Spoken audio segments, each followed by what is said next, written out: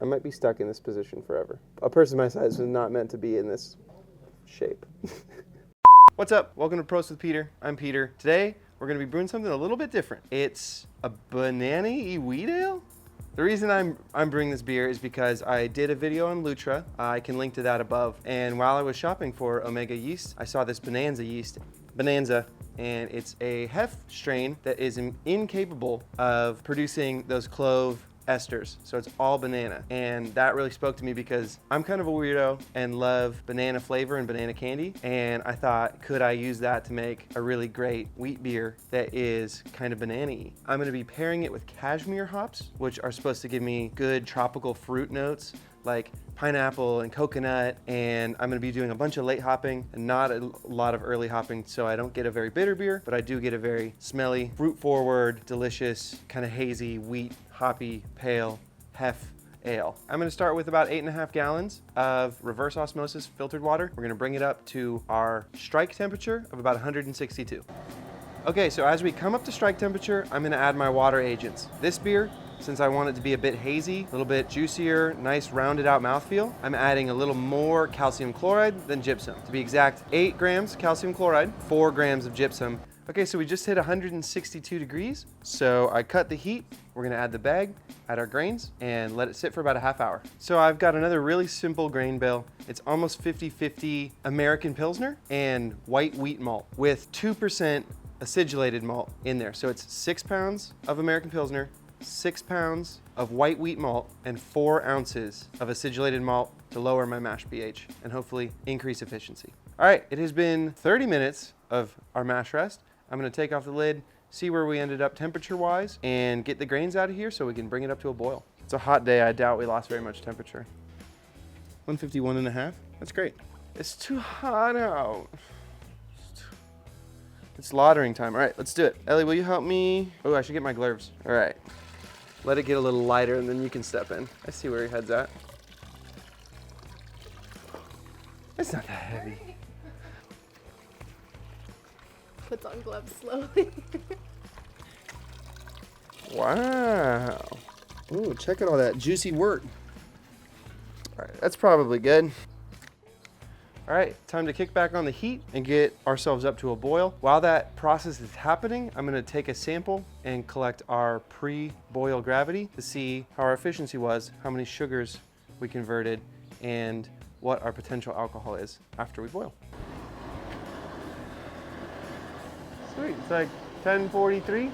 So now that we've got our boil going, I'm going to start our 30-minute timer, because I'm only doing a 30-minute boil, and add my 30-minute hops, which is a ½ ounce of cashmere. It's my first time playing with cashmere hops. They're a cool dual-purpose hop with a pretty low alpha acid. So I'm doing all cashmere with an emphasis on later hopping. Smells great, and I'm gonna toss them in. Oh, hey, didn't see you there. 15 minutes left in the boil. I'm gonna pop in my immersion chiller, make sure it's sanitized for when we start chilling. Perfect. All right, 10 minutes left in the boil. I'm gonna throw in my yeast nutrient. I'm not going to use Whirlfloc on this one. I'm not too worried about all of the stuff in it since I'm shooting for a hazy wheat beer anyway. I'm just gonna save myself the Whirlfloc, but I am gonna throw in some yeast nutrient. It's not a ton. It might be a little less than I would normally dose, but it's the last that I have of this one, and I think it's gonna work great and do a good job. All right, 5 minutes left. An ounce of cashmere hops going in. All right, 30-minute boil is done. I'm gonna cut the heat, start the chiller, and add our flame out hops. That sounds nice.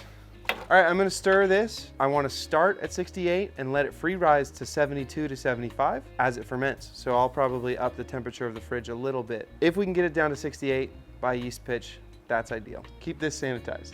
Okay, so I have my sanitized spoon. The chiller has started, it's going. Yes. I'm gonna add our flame out hops, which is 1 more ounce of cashmere.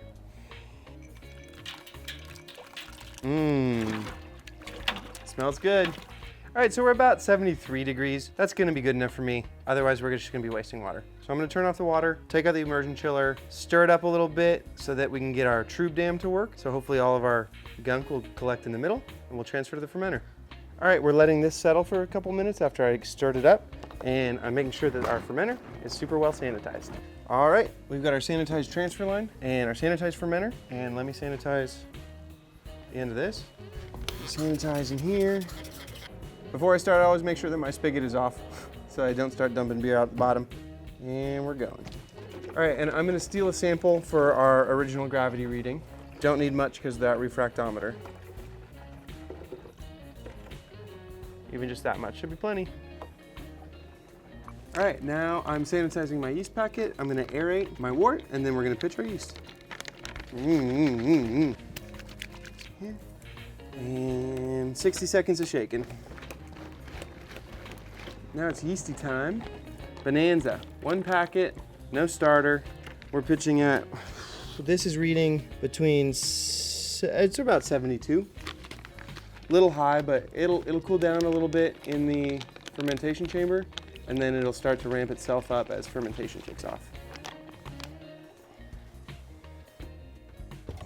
All right, I've got my fermentation fridge set at 68 degrees. I'm gonna let it sit there for a little bit, and then once I notice that fermentation is kicked off, I'm gonna probably set it up to 72 and let the beer rise even higher than that. All right, so there we've got a sample for our original gravity. Nice, spot on. That's either 1052 or 1053. All right, so that's brew day. We've got our cashmere Bananza wheat ale in the fermenter. We're gonna let it go for a little bit. Right when I see some active fermentation, not only am I gonna bump the temperature up from 68 to 72 and let it rise and get warmer on its own accord, I'm going to add a ½ ounce of cashmere more for dry hopping. What that's gonna do is really help bring out a hazy beer. When you dry hop during very active fermentation, the oils work together with the yeast and create a very lasting haze. I'll show you all that when that happens, but for now, we're gonna let it start doing its thing, leave it alone, clean up. Thanks for watching Brew Day.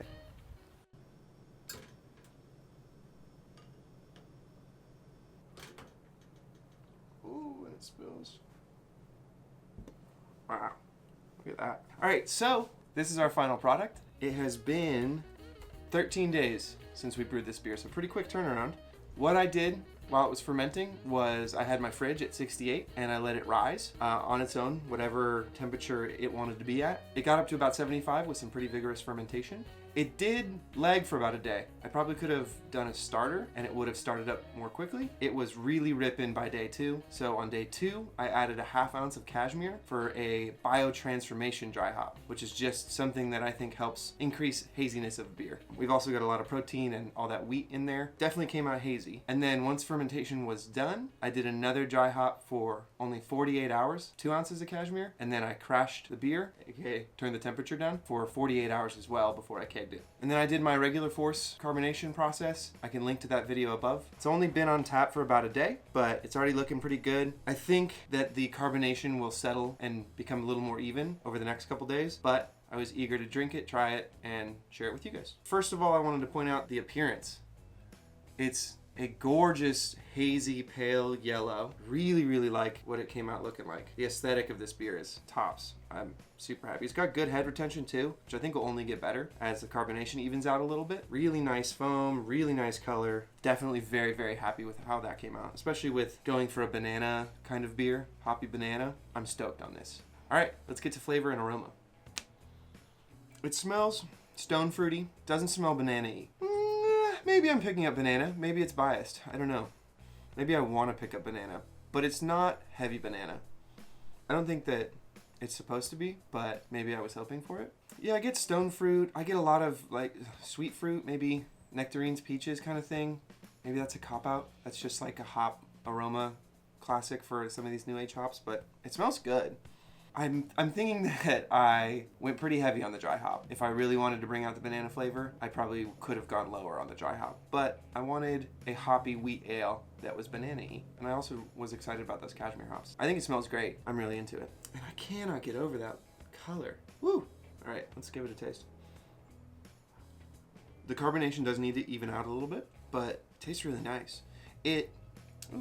I was about to say not super banana-y, but it's there on the tail end. The banana picks up, like, I'm left right now. I'm left wanting more, but also I'm getting banana now. I don't get it on the front end. I get much more like sweet fruit, maybe a little tropically pineapple-y, But then it moves into banana pretty quickly, and it's still lingering banana. Ooh, that's super good. This is right at my alley. It came in at final gravity of 1012 from 1053 original gravity, giving me about 5.4%, so pretty nice and light. It is a wheat ale. I don't think I would call this a hef.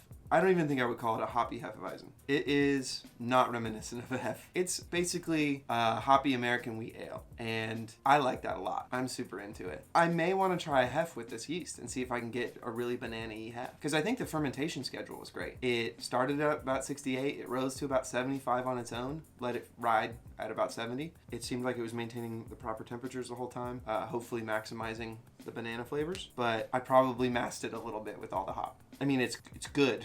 If you like hoppy pale ales, this is excellent. If I were to brew with Bananza again, I think I would do a more traditional hef. See if I can get a really banana-y hef out of it, not do all these dry hops, do some more noble hops. Keep it a little more traditional and have the variable be the yeast, not the hops. That being said, I'm stoked on this beer, and I'm gonna drink all of it, for sure.